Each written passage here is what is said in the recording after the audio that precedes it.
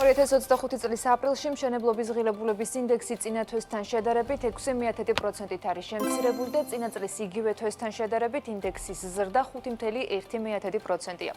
სტატისტიკა აჩვენებს, რომ საცხოვრებელი სეგმენტის ინდექსი წინა თვესთან შედარებით 4,1%-ით დაკლებულია, ხოლო წინა წლის იგივე თვესთან შედარებით ზრდა არის 8,3%-ით.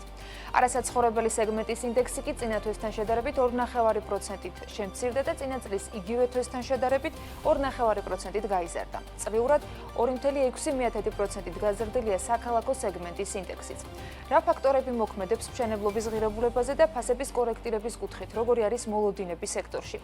ელენე გოგბერაშვილი გვერდება შეფასებებით პირდაპირ ეთერში. საღამომშვიდობისა, ელენე.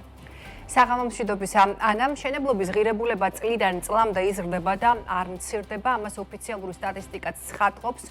მხოლოდ აპრილში მშენებლობის ღირებულების ინდექსი წლიურად 5%-ზე მეტად გაიზარდა. გაძვირდა ყველა სეგმენტის მშენებლობა, მაგალითად საცხოვრებელი სეგმენტის მშენებლობის ინდექსი გაზრდილია 8,3%-ით, არასაცხოვრებელი 2,5%-ით, ხოლო სამოქალაქო სეგმენტი 2,6%-ით. როგორც საქსტატის ხელმძღვანელი განმარტავს, მშენებლობის ღირებულებაზე მოქმედი ფაქტორებიდან წამყვანი დარგში დაქირავებით დასაქმებულთა საშუალო ნომინალური ხელფასის ზრდა, რაც აპრილში წლიურად 18,3%-ით გაიზარდა, ამასთან გაძვირდა სამშენებლო მასალებიც, რამაც წლიურად 2,2%-იანი ზრდა აჩვენა. აღსანიშნავია, რომ 2022 წლის თებერვალთან შედარებით მშენებლობის ღირებულების ინდექსი საქართველოში 22,8%-ით არის გაზრდილი. ყველაზე მეტად გაზრდილია საცხოვრებელი სეგმენტის ინდექსი ერთწლიან ჭრილში, რომელიც დაახლოებით 8,3%-ით არის გაზრდილი, რაც შეეხება არასაცხოვრებელ სეგმენტს და სამოქალაქო მშენებლობის ნაწილს, ამ შემთხვევაში აღნიშნული ინდექსი დაახლოებით 2,6%-ით არის გაზრდილი. აღნიშნული ინდექსის ცვალებადობაზე რამდენიმე ფაქტორი მოქმედებს, მათ შორის არის სამშენებლო მასალების ღირებულება, ტექნიკის დაქირავება, ხელფასები და ასე შემდეგ.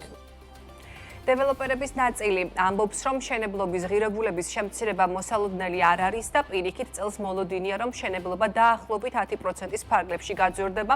ბიოგრაფი ლივინგის ხელმძღვანელის თქმით, წამყვანი ამ ზრდაში სახელფასო ხარჯი და საინვესტიციო მიწის ნაკვეთების ფასია.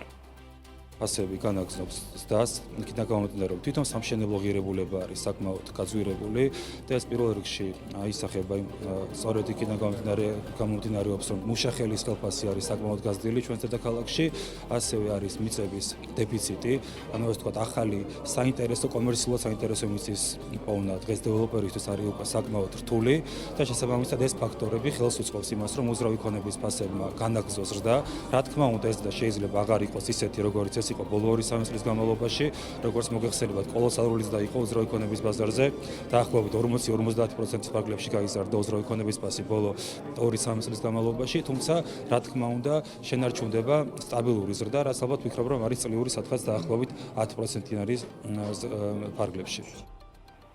აღსანიშნავია, რომ მიმდინარე წლის პირველ კვარტალში 2358 სამშენებლო ნებართვა გაიცა 5,4%-ით ნაკლები, ვიდრე წინა წლის ანალოგიურ პერიოდში, თუმცა თითქმის 12%-ით არის გაზრდილი სამშენებლო ფართის მოცულობა.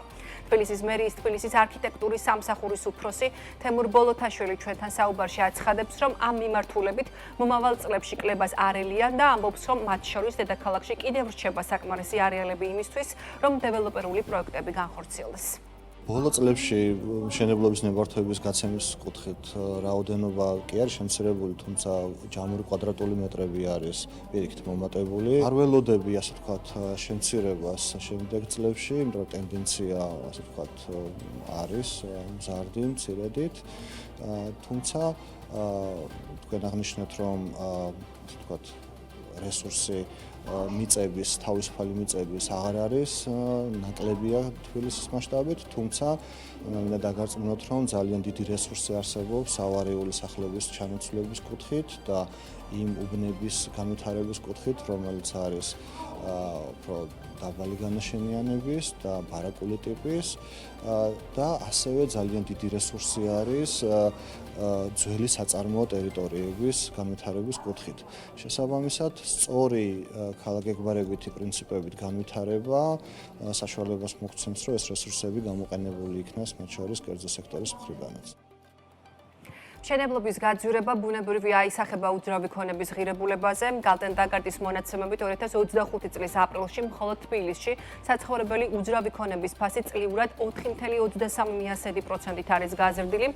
კონკრეტულად თუ გასული წლის აპრილში კვადრატული მეტრი საცხოვრებელი უძრავი ქონების ფასი $1278 შეადგენდა, წელს ის $1322-მდეა გაზრდილი. მადლობა ელენე. ნალინე გოგბერაშვილმა თბილისის მდგრადი განვითარების რეგიონული ფორუმის მეორე დღეს მთავარ თემებზე იმუშავა და ამბებს BMG-ს ვებგვერდზე თუ ჩვენი საქმიანი მაყურებლისთვის კიდევ შემოგთავაზებთ. თბილისის მდგრადი განვითარების რეგიონული ფორუმის ფარგლებში დღეს კიდევ ერთი პანელი ენერგეტიკის მიმართულებას ეხებოდა.